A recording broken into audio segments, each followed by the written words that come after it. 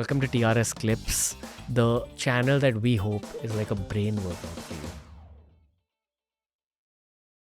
एक नया concept grey divorces का है. ग्रे का मतलब जब मेरे बाल ग्रे होते हैं, सो विच इज अराउंड 45 ये उस समय में भी the parties want to go for divorce. अब यूएस में देखो, गेट्स कपल में you seen so many other things जिनकी शादी 30 साल हो गए, 35 साल हो गए, they go for divorce. Could you actually separate the types of divorce into grey divorce and so-called young divorce? Yes, of course. And they are very different natures. Yes, उनके reasons भी अलग होते हैं. तो ये उनके reasons, उनके causes भी अलग होते हैं. जो youngsters होते हैं, उनके होते हैं बनती नहीं है, incompatible है. जी. I just can't get along and I want out. In this manner, as I'm saying, okay? और फिर हमको एनालाइज करना पड़ता है, रियली आपको ये करना है और इतना लाइटली आपको शादी क्यों की है, अपने ले रहे हो. Did you not think about what all will happen. आपने कुछ ये किया, सोचा था कि शादी करने के बाद हम क्या करेंगे, क्या है जो बिगड़ गया है शादी होने के बाद, क्या वो रेमेडी हो सकता है, क्या is this the only step that you have to take which is going to a divorce lawyer. Can we suggest something like counseling, something like other paralegal situation जहाँ पे आपको समझ में आ जाएगा कि हाँ मैं जो सोच रहा हूँ वो बात वो शायद इट्स अ वेरी नी-जर्क रिएक्शन. इसके लिए डिवोर्स नहीं लेना चाहिए, इसके थोड़ा संयम से रहना चाहिए, थोड़ा एडजस्ट करना चाहिए. क्या हम ये एक्सप्लोर कर सकते हैं क्या? देयर आर सम पीपल जो सुनने को तैयार है, वो एडवाइस लेने को तैयार है और कहते हैं ठीक है मैम, आप मुझे कोई अच्छा काउंसलर या कोई भी होगा जो आपको आपके मतलब साइकोलॉजिस्ट होगा, क्लिनिकल साइकोलॉजिस्ट, उसके हिसाब से आप बता दीजिए, will try that. So they want to make that effort. But honestly ये परसेंटेज बहुत कम है Ranveer, and I am talking for the last 3 to 4 or 5 years. They have made up their mind. बस आपके पास आए हैं, sorry, we don't want your advice.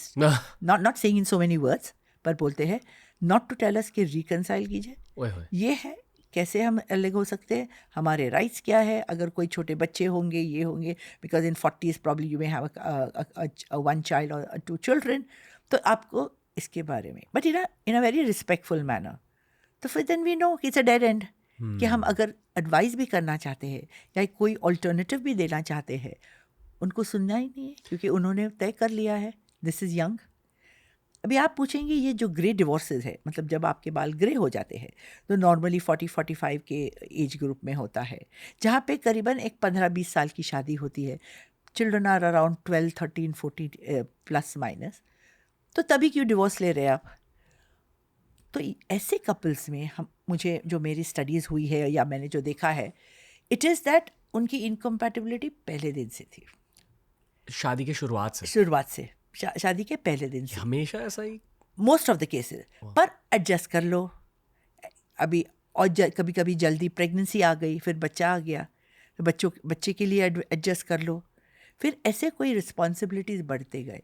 तो अभी जब उनको पता चलता है, और वो क्या होता है Ranveer, and I am talking about a middle class family, वो जो एक स्ट्रगल पीरियड होता है हस्बैंड के लिए, वो कमाना शुरू करता है, if is in a job वो कमाना शुरू करता है, उसको पहले वहाँ पे कंसंट्रेट करना है, यहाँ पे बनती नहीं है but he is trying to overlook that, या उसको वो साइड पे रखता है and he wants to improve in his career. Ma'am बनती नहीं है मतलब क्या? I give a very simple example. कई इसमें होता है कि वाइफ को लगता है कि हस्बैंड ने घर में हेल्प करना चाहिए इन हाउस होल्ड ड्यूटीज़, कुछ भी हो, सिंपल, आपके पास स्टाफ नहीं हो या हो, कुछ भी हो, और वो एक्सपेक्ट करती है, और वो कहता है कि मैं क्यों करूँ, मेरा काम ही नहीं है. तो इस स्टूपिड सी छोटी सी इनसिग्निफिकेंट इशू को लेकर वो इतना मल्टीप्लाई हो जाता है, इट बिकम्स अ माउंटेन. और अगर आप नीचे जाओगे, रूट कॉज देखोगे, व्हाट अ स्टूपिड रीजन कि इसकी वजह से ये सब हुआ है, और हमारी बंदी ने we can't be together, we need to separate. तो आप कह रहे हो कि ये जो भूकंप वाले झगड़े होते हैं मैच्योर कपल्स के बीच, एक्चुअली रूट कॉज उनका बहुत बेसिक सा होता है. बहुत बेसिक सा होता है. पर जो मैं आपको बता रही हूँ, जो which I am talking about the great divorces, यहाँ पे एडजस्टमेंट्स ज़्यादा होते हैं, वेदर दे लाइक इट और नॉट, प्यार हो या ना हो, कंपैटिबिलिटी 100% हो या ना हो, पर एडजस्ट करते रहना.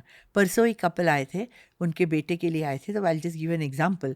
तभी उनकी माँ ने बताया, very very simple people, very very simple mediocre people, ये पहचान से आए थे. तो उन्होंने बताया कि ये उनकी प्रॉब्लम्स हो रही है ये वो। तो वो माँ ने बताया मुझे, शी नाउ अराउंड 65-70। उन्होंने बताया कि मेरे हस्बैंड के पास जॉब नहीं था, हम वेरी मिडिल क्लास फैमिली से आए, उनके पास रेंट के लिए पैसा भी नहीं था।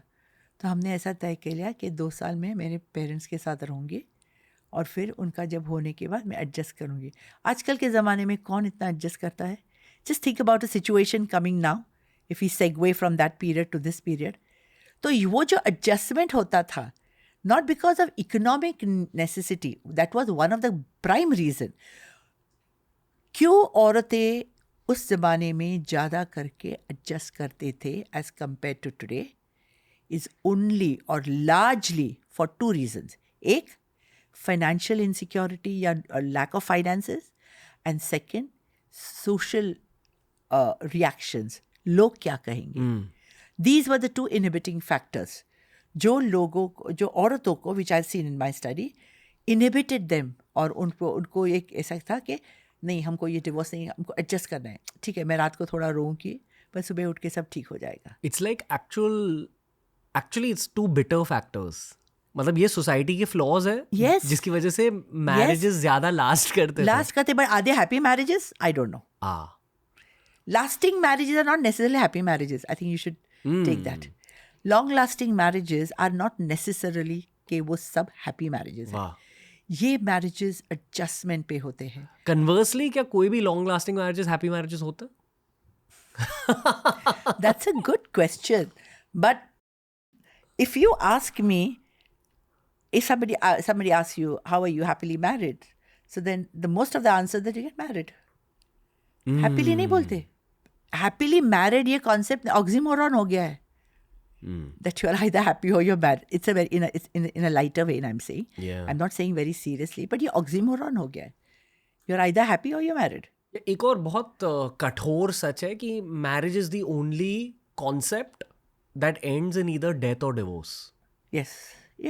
मतलब या तो आपका पार्टनर आपसे पहले मर जाएंगे या आपका डिवोर्स हो जाएगा। आपका डिवोर्स हो जाएगा। तो इसलिए क्रिश्चियन मैरिजेस में क्या होता है, till death do us apart, वो जो वाव्स लेते हैं।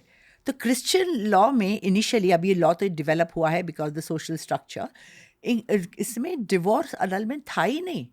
You are married for life, till death do us apart. ये तो उनके वो वाव लेते हैं शादी के टाइम पे। पर अभी वो तो it's become more of what do I say, just history rather than reality. Thank you for consuming this clip दोस्तों। अगर ऐसे ही और क्लिप्स एक्सप्लोर करने हैं तो इस चैनल के प्लेलिस्ट्स को ज़रूर एक्सप्लोर करना।